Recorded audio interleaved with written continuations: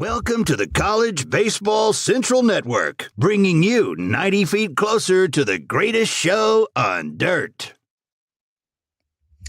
Welcome to CBC Radio. I hope it's your second time tuning in here on episode 2. I promised myself last week I wouldn't say the word episode again.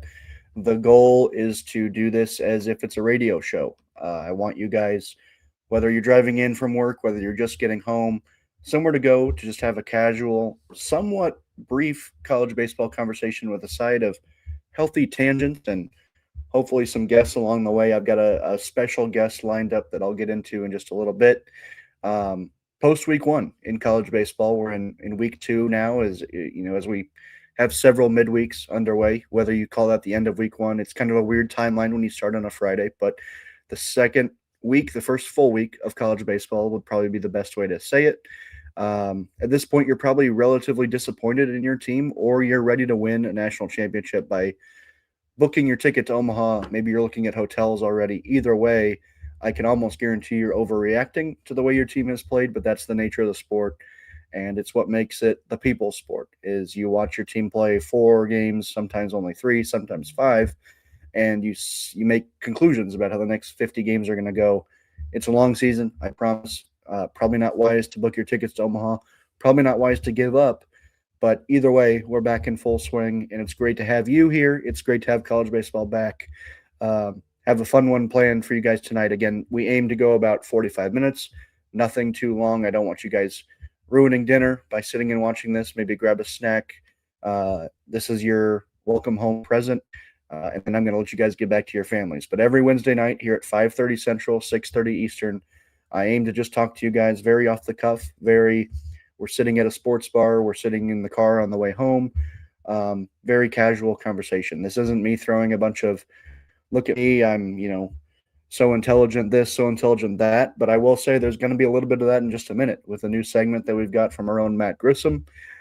He's going to come in and wow us with things way above our intelligence level and try and bring it down to our level for those of us who maybe don't understand all the fancy gimmicks of analytics and Bill James and what have you. For me, I'm always a see ball hit hard, and wow, that was pretty cool.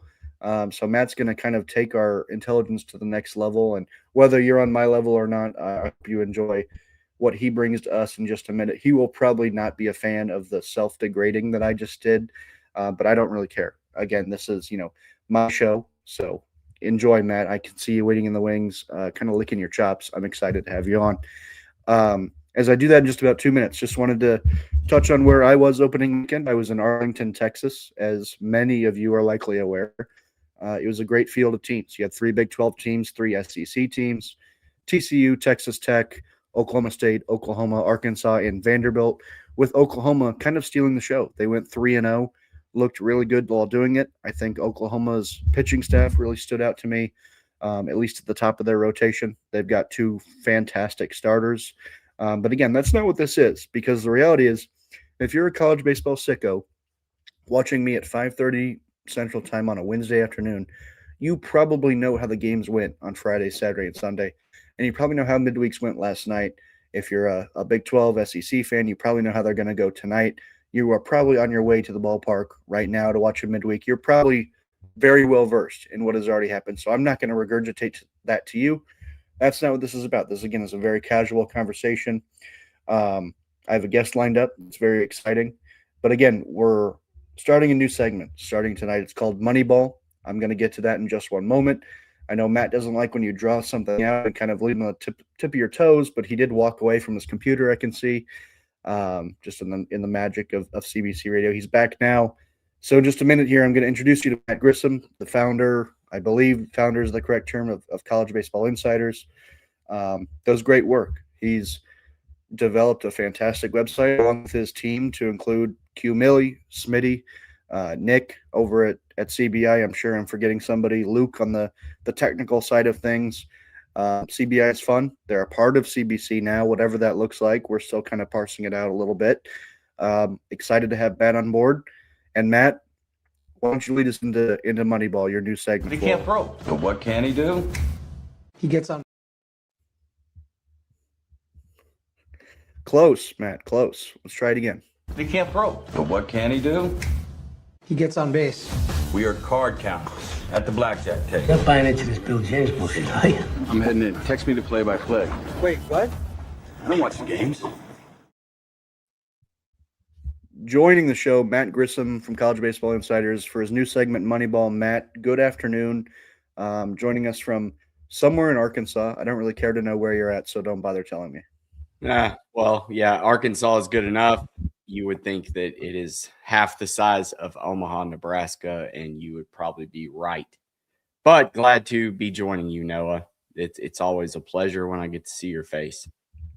Yeah, what many may not know is that a big reason that CBC Radio exists in our storied tenure of now 1.1 episodes stems from our phone calls as a product of the Diamond Report and coming together, as in CBC and CBI. And we have a long storied tradition of calling each other around, mostly me calling you, around the 4:45 p.m. window. This replaces that, so our phone batteries last a little longer, but now Matt's going to regale us with some of his intelligence that we lack. So I would be remiss to tell you that I'm anything but intelligent when it comes to the mathematics of college baseball. But one thing that I have fallen in love with are the advanced analytics, as they are the most predictive metrics that you can use. And we're just going to use this segment to shine a light on some guys and some teams that may not reach national headlines on anything that they've done, but they did for the analytics. And that will start with the bat of the week, Tarleton State's Slade McLeod. He had 5 RBI, 2 home runs, but more importantly, an on-base percentage of .875, an OPS of 2446 in 16 plate appearances. That is good for a .346 in weighted runs created. And I know this is the point where Noah's going to say weighted runs created plus. What does that mean? Now, Noah might not say that, but we're going to pretend that I'm well-versed in WRC+. But just so anybody's listening, why don't you define what that is for those of us who maybe see ball, hit ball hard, and can't tell you much more about the game? So it is actually the easiest one to understand because 100 is average. So it takes the league average WOBA and calculates it from there. 100 is average, so 120 would be 20% above average. And if you recall, I said Slade is 346. So he is hitting 246% above average, meaning his at-bat is more productive 246% of the time than your average college hitter. That's really good, and that's why he made the Moneyball Hitter of the Week. We'll see if he can sustain that through a 60-game season, though. Now, Matt, you're kind of no secret an Arkansas fan. What was our hitter of the week able to do against your Razorbacks? I don't have that stat in front of me. I tried to forget about that game because Arkansas as a team is hitting 81 in weighted runs created, which is 19% below average. That's not good, Noah. Anybody that watched the games would realize that Arkansas has a hitting problem. Well, speaking of hitting problems, what's our pitcher of the week look like for Moneyball? Pitcher of the week goes to Carson Johnson of San Diego State. This is a guy that I would not be surprised if he works his way into that Friday role. He started the Sunday game, and he is really undervalued here. So 129 ERA for the casuals, 11 strikeouts on 2 hits, 1 earned run through 7 innings pitched. That's good for a 0.69 Sierra. Nice. Sierra measures how strong a pitcher's overall skill set is, looks at strikeouts, walks, and contact quality. The lower the Sierra, the better. It is also more predictive in the future. So if you recall back Hagen Smith for Arkansas, because I've got to plug that, he had his opening start against, I believe, James Madison, and he had a terrible 27 ERA, I believe, at the end of that game, but he still had a sub-3 Sierra. You roll that over into, well, why is this guy with the 27 ERA getting the start against Oregon State? And you see 17 strikeouts. So it, like I said, it's more predictive, gives you the back end approach of these stats and analytics and what they all mean. And then to roll that into the team of the week, Stephen F. Austin. I don't know if anybody had them on their radar, but this is the most balanced team in college baseball. They are number 2 in Sierra with a 121. And yeah, I don't know what you're doing. And number 5 in the country in weighted runs created plus at 168. Very well-balanced team that can hit and pitch. Well, Matt, I also see the Georgia and Georgia Tech logos now. I'm more familiar with those programs. You've identified 2 players in a school that maybe we don't think of every day, but Georgia and Georgia Tech, I've heard of those pretty often this offseason. Yeah, but perhaps maybe not for the reasons you would expect. Georgia gets the pitching staff of the week. They're number 1 in the country in Team Sierra with a whopping 0.81. And Georgia's pitching staff was kind of piecemeal together through the transfer portal with Joey Volchko, Matt Scott coming over from Stanford, Caden Aoki from USC, and Dylan Vignew from Michigan. And they were my pick in the Diamond Report as a team to hold. I needed to see how they played. Obviously, it's a small sample size, but as of right now, Georgia's pitching staff looks legit. And then across the state, we've got Georgia Tech, who, if you watched any baseball this weekend, I'm sure at one point or another you saw the Georgia Tech scoreboard, and they mashed. And their numbers coincide with that. They're the lineup of the week. Weighted runs created plus at 199, good for number 1 in the country. So this is a over team in Atlanta. I was, of course, able to see the Georgia Tech offense in highlight form and in score form and was immediately blown away. Matt, I don't know if you can quantify this for us, but can you walk us through the importance of Georgia having pitching to complement the offense that they've had the last few years, what that might mean to their longevity, and maybe a way that the average Bear could not comprehend? I did not prepare you for this at all.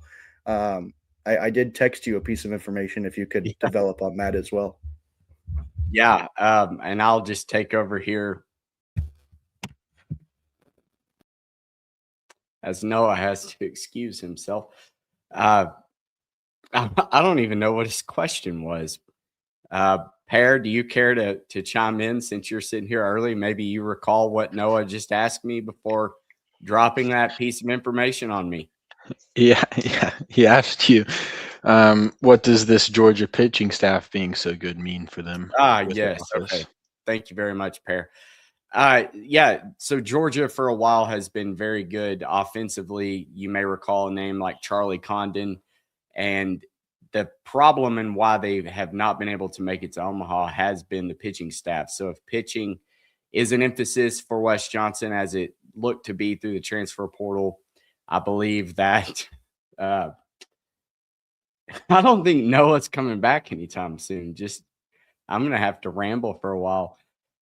Great episode for CBC number 2. But if Georgia can have a formidable pitching staff week in and week out, they're going to be able to compete for the SEC. And just maybe this piecemeal staff on Georgia's team of this pitching staff can get this team to Omaha for the first time in Wes Johnson's tenure. So as I wrap up the Moneyball segment and Noah is still nowhere to be found, I might as well introduce the pair, the special guest, ahead of Noah's return. Pair, you know a little bit about advanced analytics. Was there anything that maybe I missed that your big brain in that pair of yours can help the listeners relate to as it pertains to a layman's term? Yeah. I mean, in terms of like WRC Plus and Sierra, I think of WRC Plus just as something that, how well are you getting extra base hits compared to singles, and then how well are you actually cashing that in? And Sierra is something we've talked about this. I don't do much with that. So pitching side, I like left on base percent a lot. That's a big portion of what I do. For every base runner that gets on base against your pitching staff, how well do you strand them? Essentially, how well do you minimize runs that are already on base. It's been a very predictive thing for me, as has WRC Plus. All right. Shout out to Noah. Good input right now. We're trying here. Noah's brief excuse of himself has now given an opportunity for him to make his return, as thanks to Pear, we rambled on. Yes, thank you to Pear, and thank you to Matt for the seamless transition. Sometimes certain things get in the way. Sometimes you have to pull out the tarp a little bit. Was glad to be able to do that, and we had a weather delay for a brief time, but we fought through it, and what a great grounds crew we have. All right. Well, I think I've hit on everything unless you have any other questions for me. I don't believe so, Matt. I'm sure you were able to utilize Pear very well. Thank you for spoiling our guest. Total spoiler. But I suppose that's on me. Matt, this has been Moneyball. Is there anything that you want to shout yourself out about? And then also what we might see in future editions of Moneyball? Yeah, just definitely going to continue to track these players and put them on your radar. They definitely deserve it. And then the team of the week will change week in and week out, more than likely, as well as the staff and the lineup. So for what it's worth, the last 10 years in the College World Series, the eventual national champion has finished in the top 40 in weighted runs created and the top 20 in Sierra. So those are two things to track, and you'll be able to catch that each week on this Moneyball segment. Well, thank you, Matt, for joining us. We appreciate you and your efforts at CBI as part of College Baseball Central. Now, Matt does a lot of work behind the scenes, more than many will ever be aware of, but you can see him donning the CBC hat, which makes him officially a part of the brand. Matt's not alone. You isolated yourself. How kind. You did that. Very humble of Mr. Grissom to put himself on the solo scene. A perfect opportunity to roll into my next guest. But before I do that, before I welcome our guest, Pear Ratings, I wanted to answer a question that Pear asked me not too long ago. He wanted me to rank my fruits, my favorite fruits, I should say, my top 5. So I went ahead and did that. This is a very serious thing of mine. I know that the graphic might appear to be humorous. I want to clear things up right now. This is not funny at all. Number 1 overall fruit for me is watermelon. I'm a huge seedless watermelon fan, not seeded. Seedless watermelon or seedless is fantastic. I go through approximately once per week. Number 2 is cantaloupe. To me, and this is my sizzling take, the best cantaloupe has the potential to beat the best watermelon. But I'm not sure that on an everyday basis, cantaloupe would win. I would take watermelon in 7 games, but cantaloupe at its best can absolutely compete. Little secret of the trade is to pop a piece of cantaloupe in your mouth and a piece of watermelon in your mouth at the same time. You get both of those textures, both those flavors. You cannot beat it. Number 3, green grapes. I go through green grapes. Apparently in the last month, I would estimate I've gone through at least 12 pounds of grapes, probably more than that. Sam's Club has a wonderful pack where you buy 3 pounds of grapes for like $7. Cannot beat that. Green grapes completely blow red grapes out of the water, not even close.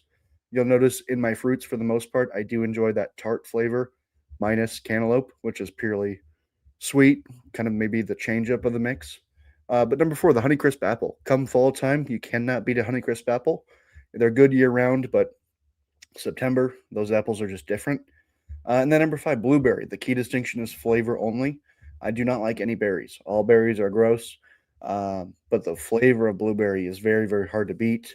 I'm glad we were able to go on this tangent. Pear is waiting in the wings, as you guys are well aware of at this point. I'll welcome him to the stage now. Welcome, Pear Ratings, one of the newest members of CBC / also himself.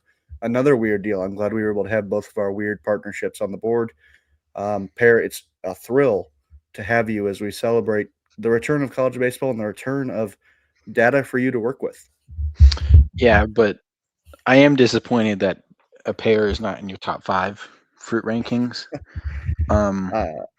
I figured you would be, Pear, but frankly, I think pears are one of the worst fruits. I think that damages our relationship a lot. I would be disappointed in you if it didn't, because you would have no, it's kind of the if you fall for for, or if you stand for, what's the phrase? If you stand for You got nothing, it. you'll fall for Yeah, anything. there you go. So I'm glad you're able to at least stand up for your own self there. But Yep. if we're being real, a pear is not good. It's sandy.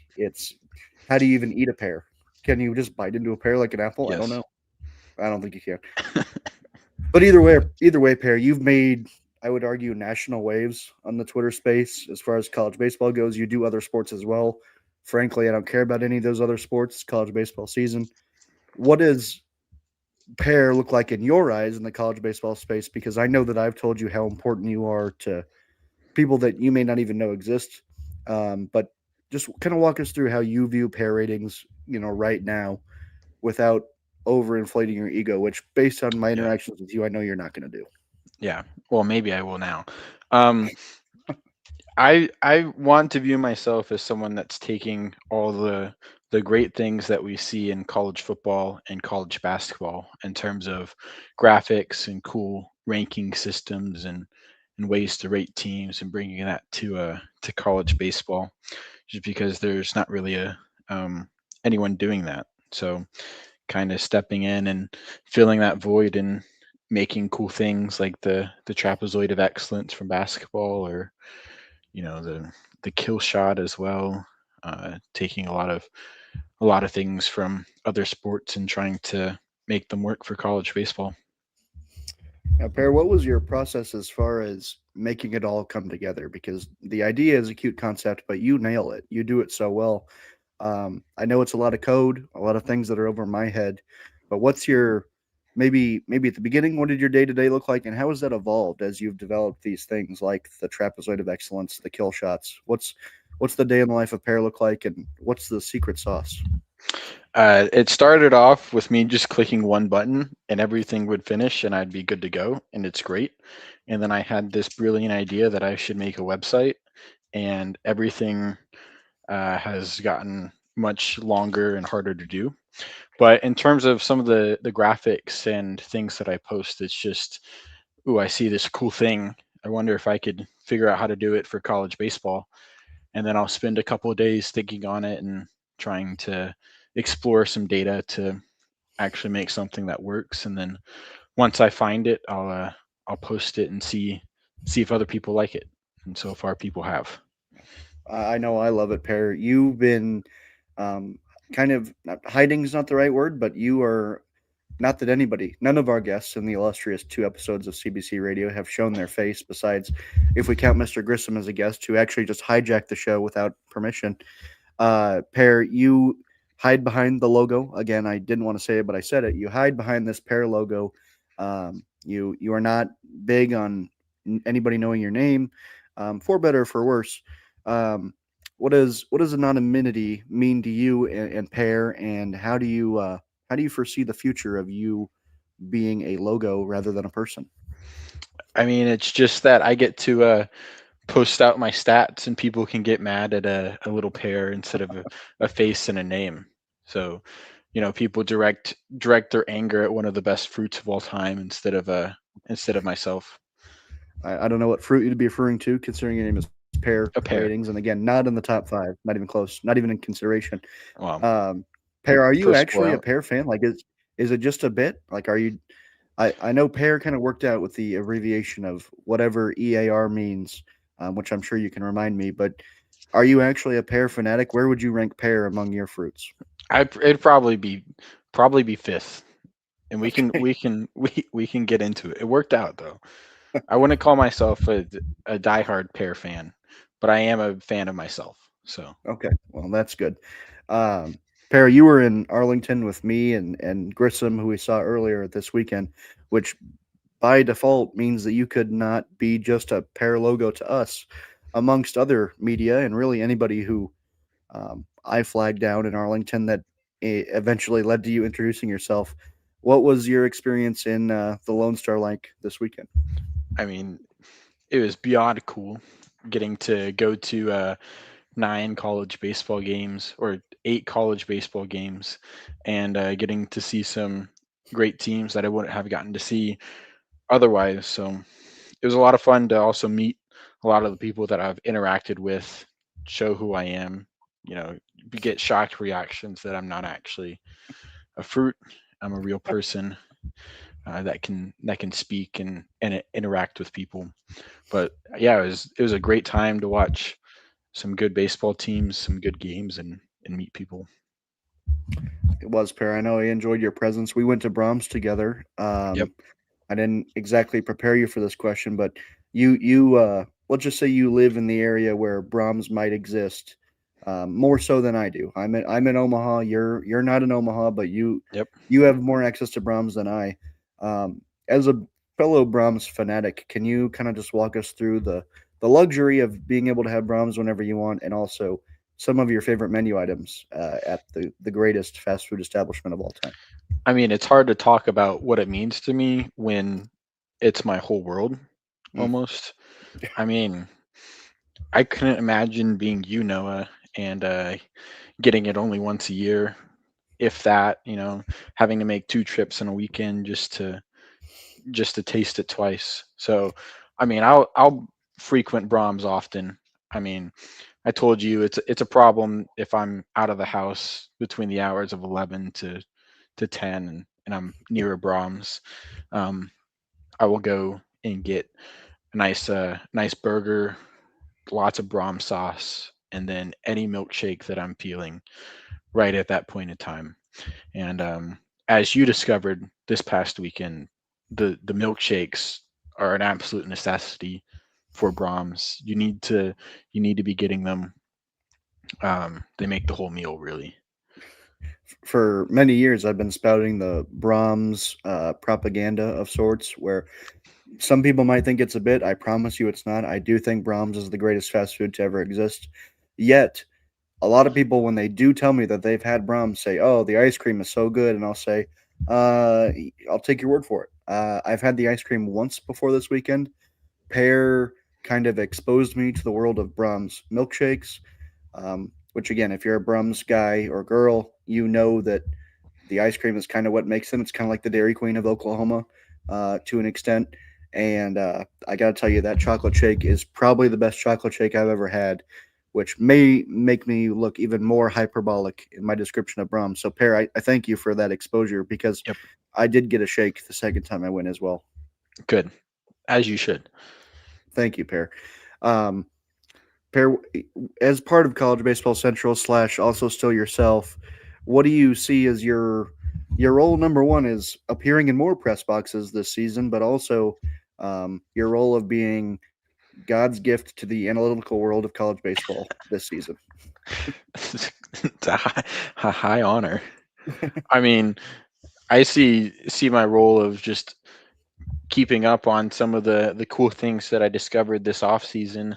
Updating those kill shot numbers and graphs, and being at the ready for any time Mr. Noah Darling hits my DMs asking for something, right, or snaps in my face and asks for a graph.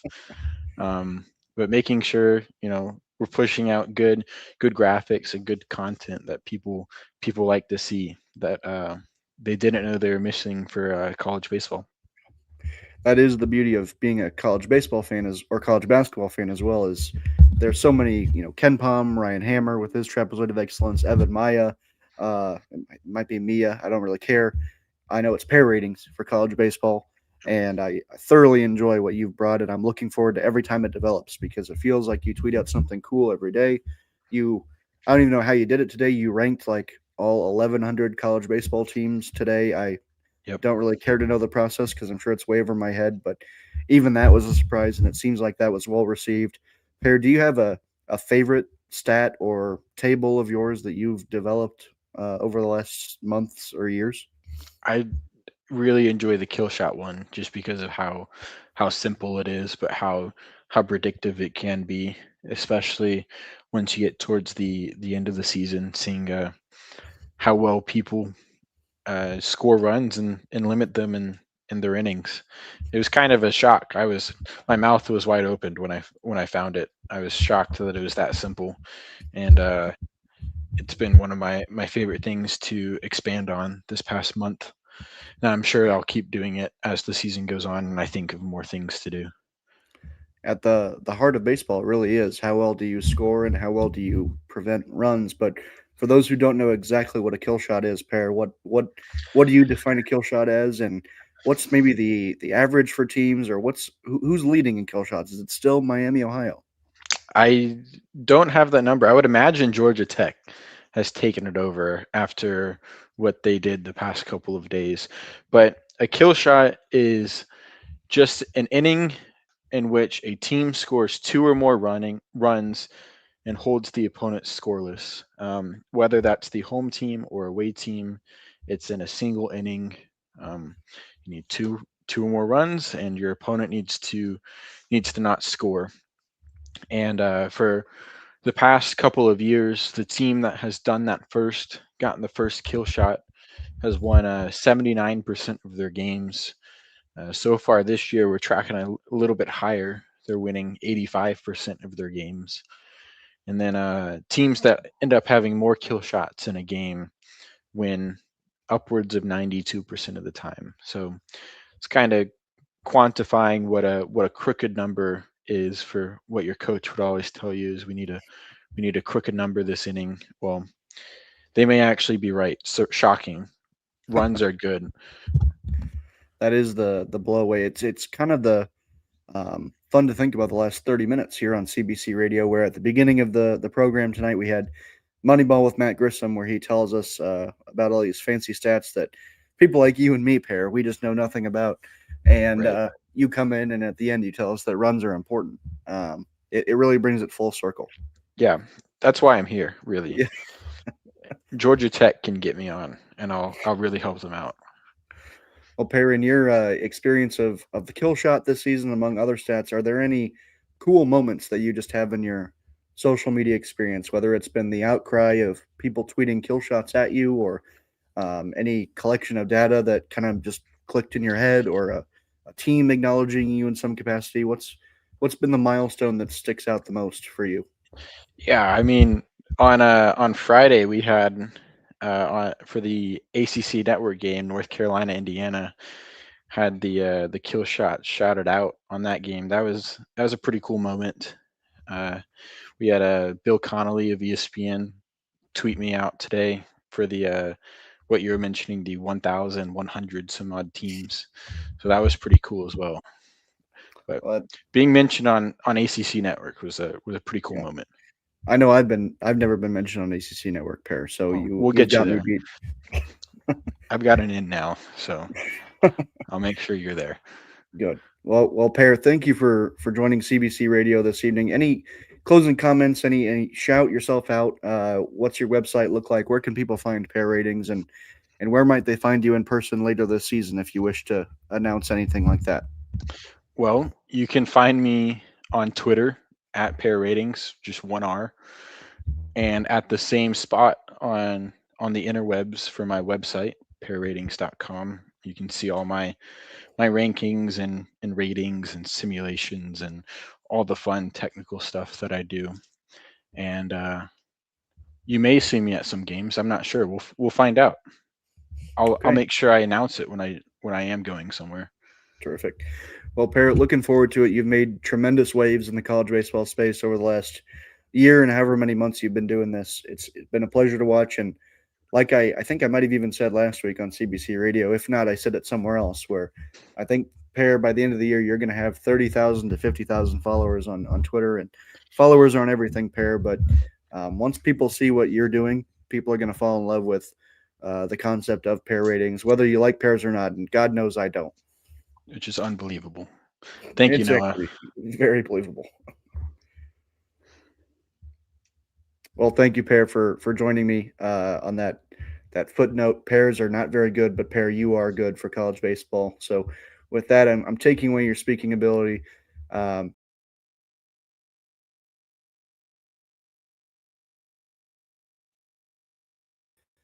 can always count on Matt to screw things up. Why wouldn't he screw things up? Thank you, Matt Grissom, for screwing up that scene transition. I hope you enjoy that on the watch back.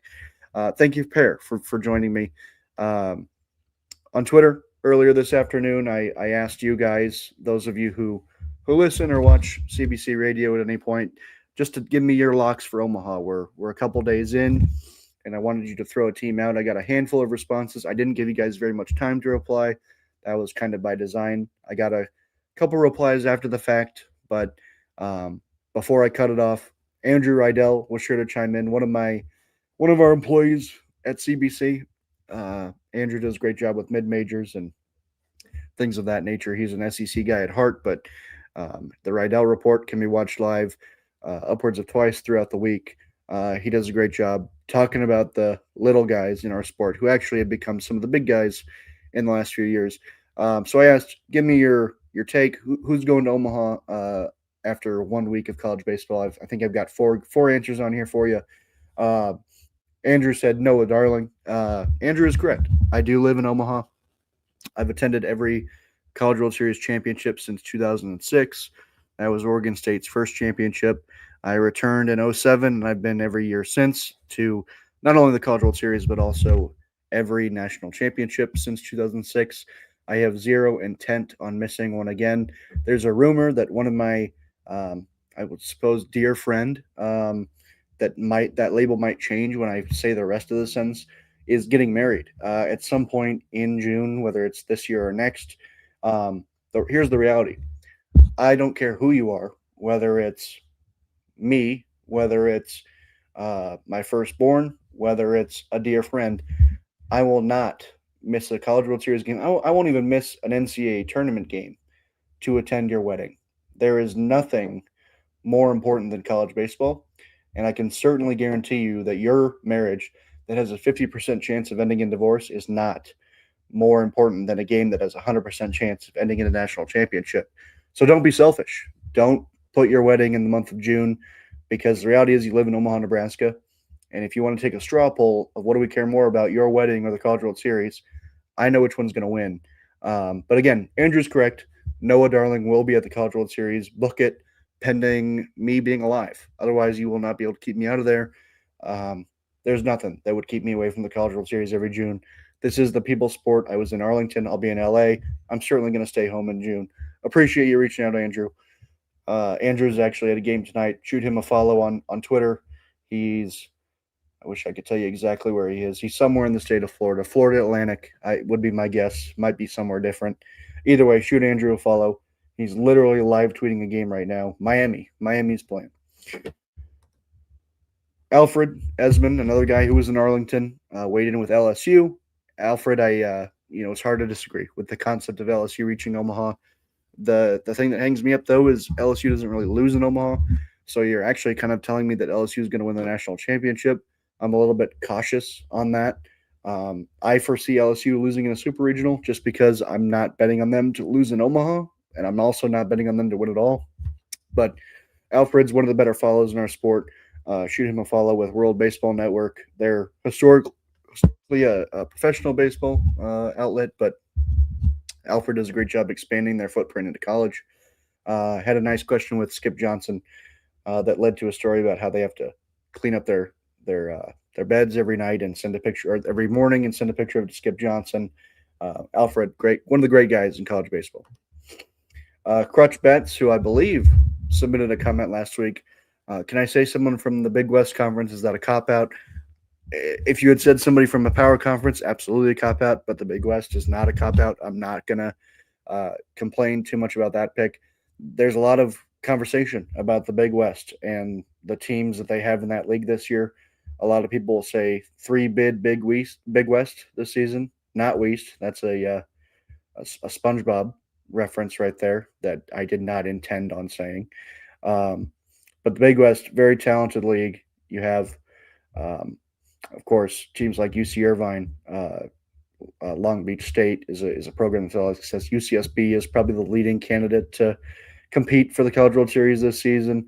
Hawaii's in there. They're always a fun one that people love to lie about how much they watch Hawaii. Wouldn't it be nice to have Cal State Fullerton back in Omaha at some point, but probably not in the short term.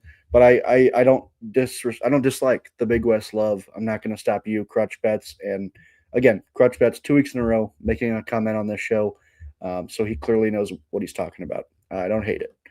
And then Nick Grimm was the last comment that I displayed tonight. UCLA reaching the College World Series. That feels safe. However, some have made a good point.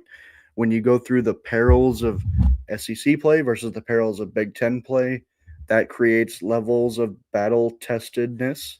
And the reality is, you might go on a little bit of autopilot in a league like the Big Ten, whereas you go on autopilot in the SEC, and all of a sudden you're out of a job a few months later. Not to do too much glazing to what people will call college baseball's best conference without debate, but the difference between going on autopilot for a team like UCLA this year is that it might cost them when they play a talented 2 seed, or maybe they have to be a road team in a super regional, whatever that looks like.